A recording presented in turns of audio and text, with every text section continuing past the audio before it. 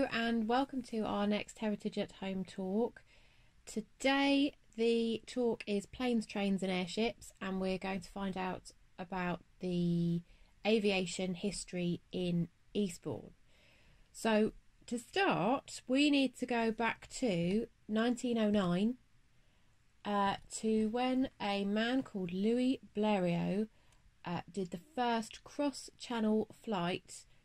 He started in France on the 25th of July and flew across the channel all the way to Dover, met luckily by a French journalist who was waving a huge flag to show him where to go, because uncharacteristically it was a foggy day.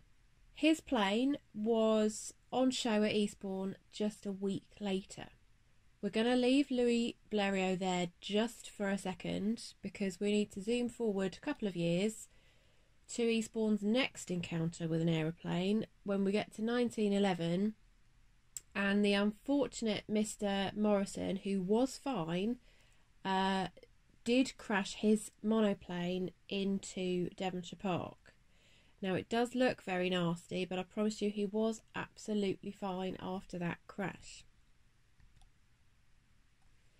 Now this is where we sort of come back to Louis Blériot, because Frederick Bernard Fowler was inspired by that flight and opened the Eastbourne Flying School in 1911 on a 50-acre site to the west of St Anthony's Hill. Fowler had taught himself to fly, and in 1912 was awarded the Royal Aero Club certificate for making 5 figure eights during 17 minutes at an average height of 200 feet. He needed to land within the centre of a circle of 200 yards. He managed to get there within 2 yards of that circle. The test for his certificate went very well indeed, but that doesn't mean he didn't have many close scrapes. At the same time, a man called Victor Yates was building his own aeroplanes at Willingdon, and he was having a few problems with the owner of the field that it was based in, so he moved his work over to St Anthony's Hill. The airfield itself was owned by a man called Mr. Russell, who lived in East Dean. In 1913, with another local aviation pioneer called Frank Hucks, the Eastbourne Aviation Company was formed. Now this airfield, in the lease there was a line that specified should any farm animals be injured or killed by the planes, compensation was to be met by the Eastbourne Aviation Company. So already it's starting to sound like an interesting airfield. We know there was a runway of 580 yards, but that runway was made from wooden boards that had to be placed across all of the ditches, some of which are likely to still be there in that bit of very marshy land behind St Anthony's Hill that you can get to from Shinewater Park. The activity on that airfield was mostly teaching people how to fly. So to be able to get your certificate, you would need to do about 8 hours flying.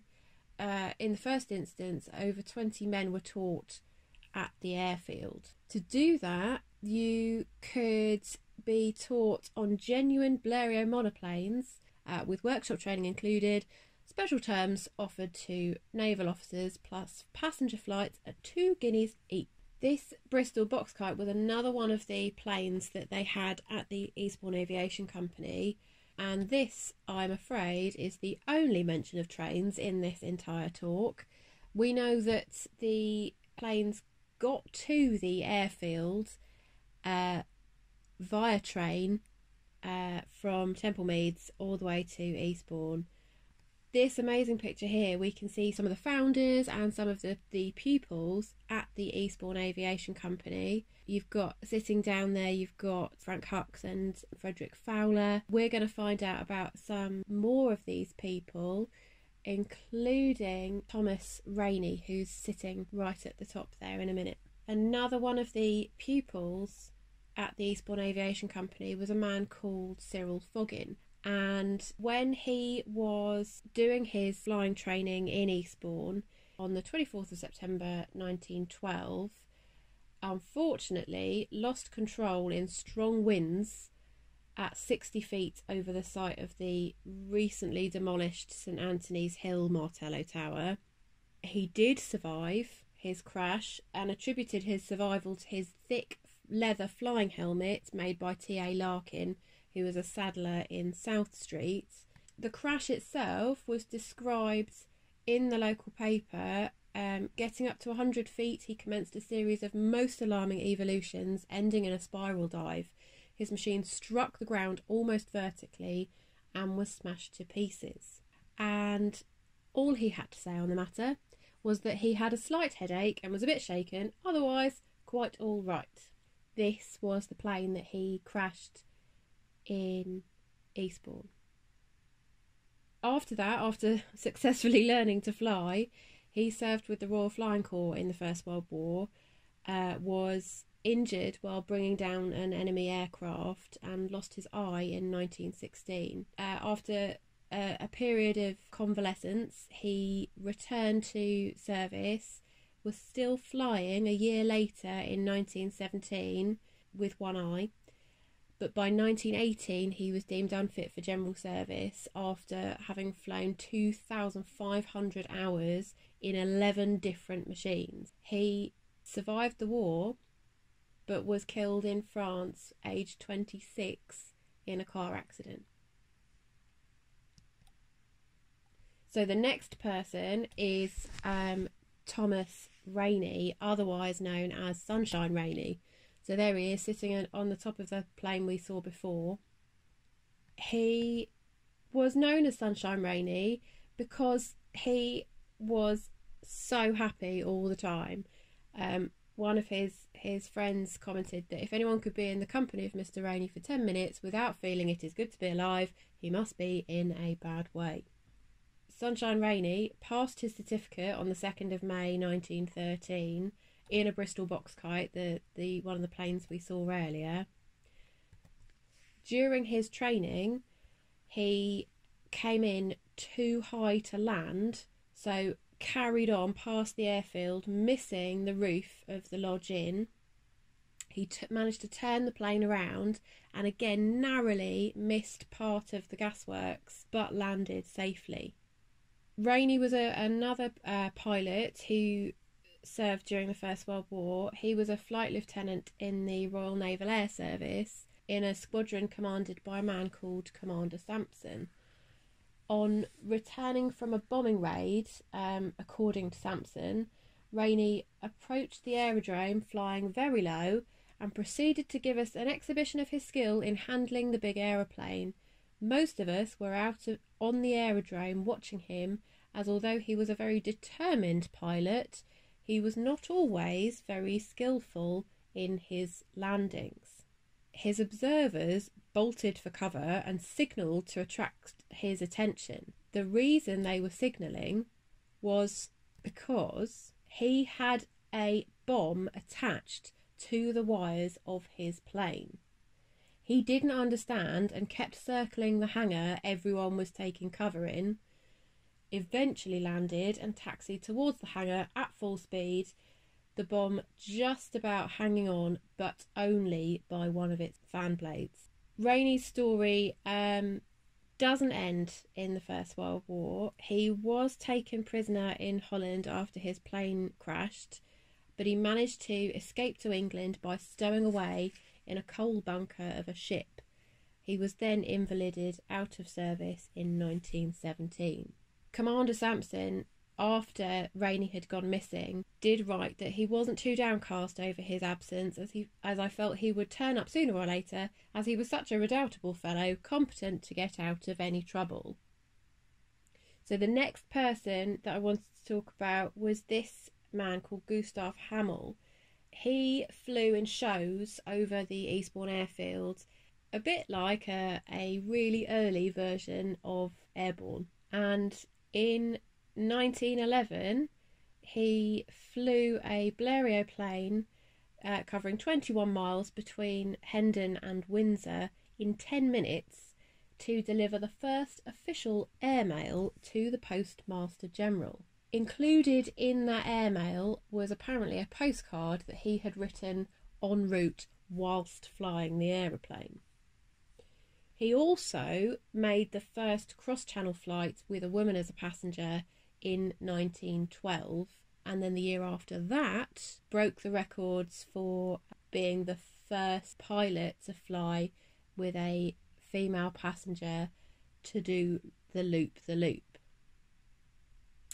He unfortunately had a very early end to his life. He died before reaching the age of 25 and disappeared over the English Channel in 1914. So the Eastbourne Aviation Company itself had a factory that built seaplanes near to where the Sovereign Centre is today. This factory, as well as producing aeroplanes that had already been designed, commissioned their own Eastbourne Aviation Company monoplane, which looked a bit like this. This was another plane that they produced in the factory itself, and this plane was built but never flown.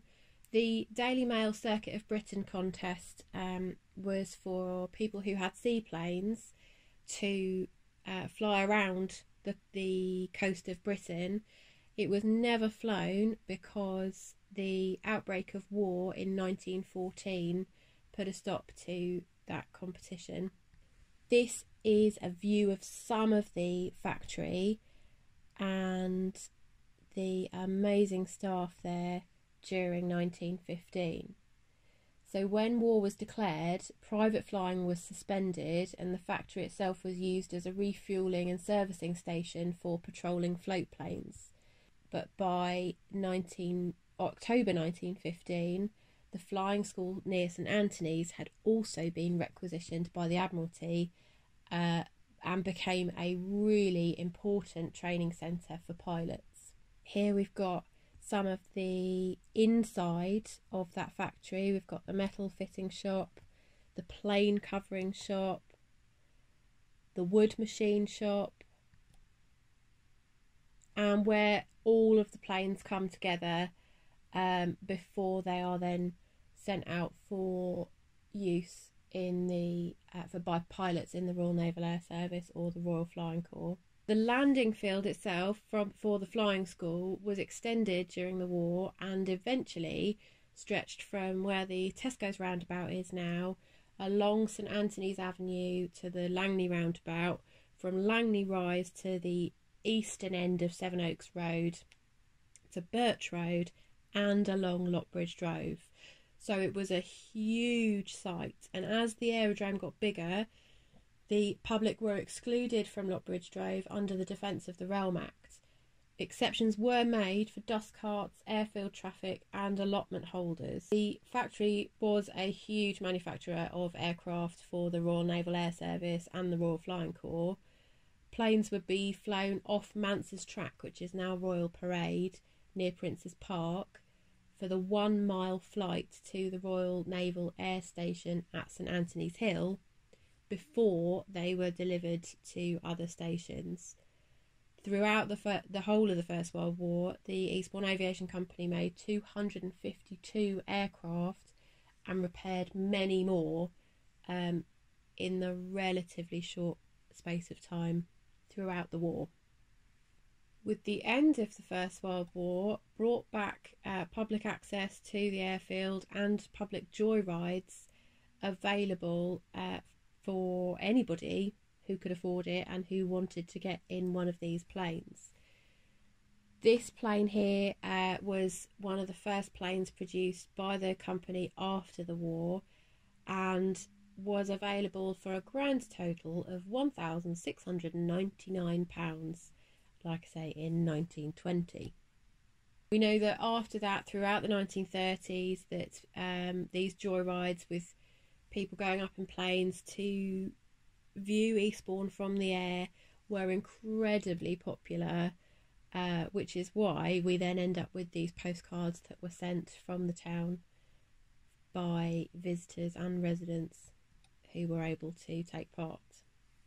So we are going back now to the First World War, to 1915 in particular, to find out more about the aviation history of the town. Now, what we can see here is the inside of a hangar in the Polegate Royal Naval Airship Station. That opened in 1915 to provide air patrols for the south coast over the submarine-infested channel. By the end of 1915, the site, which was 142 acres just to the south of Polegate, had 3 huge airships that were carrying out daily patrols. The first airship that flew from Polegate was called a Sea Scout, and that was a combination of a balloon filled with hydrogen and hot air, and with an aeroplane fuselage attached to the balloon by wire cables. So already sounding really, really safe. These 145 feet long airships were operated by a pilot who sat in the rear cockpit and an observer who operated the wireless in the front cockpit. They would have either one 120-pound bomb or 16 20-pound bombs attached to the plane fuselage. The airship station itself was huge, and it would have made a massive difference to the lives of people who were living nearby. The population of Willingdon before the First World War was 850 people.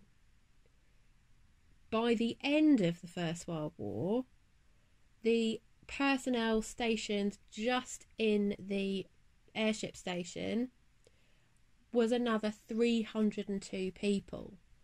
That doesn't take into account the women who were working there that were billeted outside of the airship station. So all of these extra people would have been seen around in Willingdon and in Eastbourne, and like I say, will have had a huge effect on the people who were actually living there. This is just a slightly different view of some of the hangars in the airship station there. Later in the war, the airship station received 12 Zero-class airships. These were 143 feet long, 47 feet high, and 39 feet wide. Only 76 were ever built, and there were 12 of them in the Polegate Airship Station.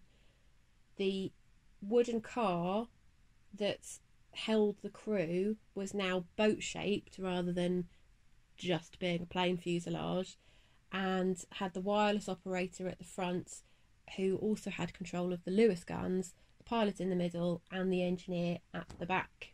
This is part of the gas plant at the airship station, because as you can imagine, these huge 143, 145 feet long airships would need a lot of gas to inflate them. The gas plant itself is now, or was, where the entrance to Willingdon School is now. And here we can see quite how huge this operation actually was.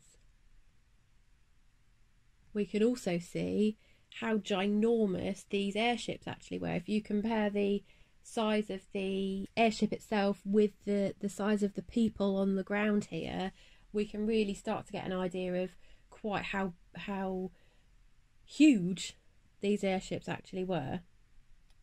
This is a short clip of a film that's actually on the Imperial War Museum's collection site of the airships coming into land at the airship station. I will link in the description below to that webpage, because the whole video is really, really long, but really, really good.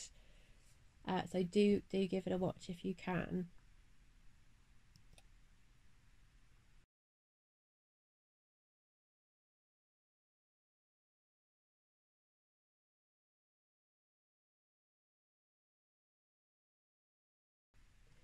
The airship station was also the site of some really important tests and experiments to do with airships generally. One of the really, really important ones was for the Calthrop Guardian Angel parachute. This test was carried out in 1916. Before that, artillery troops on the Western Front often were using tethered hydrogen balloons for observation platforms. They were very visible and prime targets for anti-aircraft guns and could easily catch fire, which left the observer no chance of escape. At that point, it wasn't a requirement to have a parachute on board until the Calthrop Guardian Angel parachute was tested on the 5th of August 1916, and these parachutes became a standard addition to balloon baskets. Another incredible test carried out at Polegate Airship Station, also in 1916, was of this top secret airship which had to be tested during the night time. Now, this was supposed to be a stealth airship so that the crew would be able to fly across trenches to do reconnaissance, and they were also really good for dropping pigeons, and we know dropping bombs as well. So being stealthy and almost invisible was a really important thing. Now, this particular demonstration of this airship was piloted by a man called Billy Chambers, who then also drew and painted this incredible picture. So he was the pilot for this first flight, with a man called Victor Goddard acting as the navigator. When it set off, the weather was absolutely perfect. It was a little bit breezy, no moon. They were circling around Eastbourne and the surrounding villages and were set to return after 40 minutes. Most of this first flight went without any problems, except the rudder had jammed, and by making a series of long loops, opening the throttle fully and immediately throttling back, did they eventually arrive back at Polegate, just missing the landing party who had to dash after the ship to secure it. However, none of this was realised by the observers. Now, these were staff officers from the War Office who were there specifically to see this test. The ship itself was almost invisible and virtually silent. They were so impressed with this ship that it was accepted for a secret mission with the British Expeditionary Force in France. The airship patrols saved many, many lives. No ships were lost in the Channel area due to submarine attack whilst they were under airship escort. But in 1917, there was a tragic accident involving 2 airships at Hill Farm in Willingdon.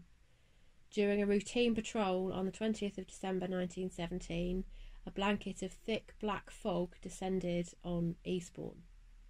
The 5 airships that were airborne followed their standing orders and headed for open country. 1 landed just south of Uckfield, 2 landed at Hill Farm, and the remaining 2 landed near the Coast Guard station at Beachy Head. Later that evening, when an east wind cleared some of the fog from the airship station, the airships were recalled to Polegate. The 2 ships at Beachy Head left first and headed towards what appeared to be Polegate's landing lights. These lights were unfortunately lights illuminating the 2 airships at Hill Farm.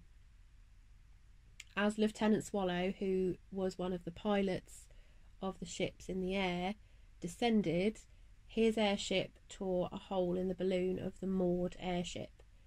He accelerated, and disastrously, flames from the engine's exhaust ignited the escaping hydrogen. Lieutenant Swallow was instantly killed, but the engineer and the wireless operator were both severely injured. Lieutenant Swallow is buried in Auckland Cemetery.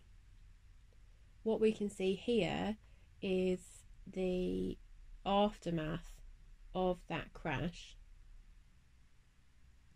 and this is Flight Lieutenant Richard Swallow, the pilot. Now here we can see Victor Dodd just on the end there. Dodd was one of the other two crew from that airship. The ship had crashed not far from where he had fallen, having jumped out of the airship from some height. Two members of the ground party had run across the field to the wreck and found these two crew members.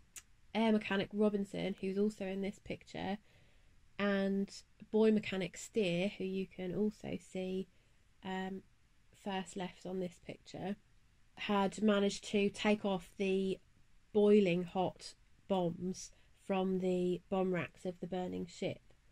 The bombs could have exploded at any time, but they were able to carry them a safe distance away from the crash site and their injured crew members.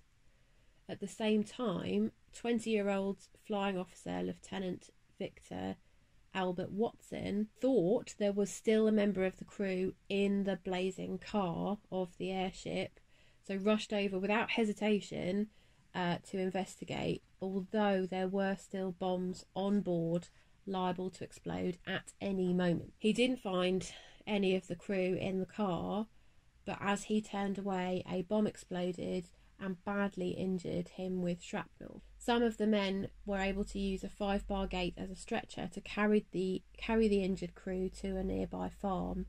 They were then taken to the military hospital at Eastbourne, which then became St Mary's Hospital. This, as you can imagine, was a difficult journey across the fields that were covered in snow.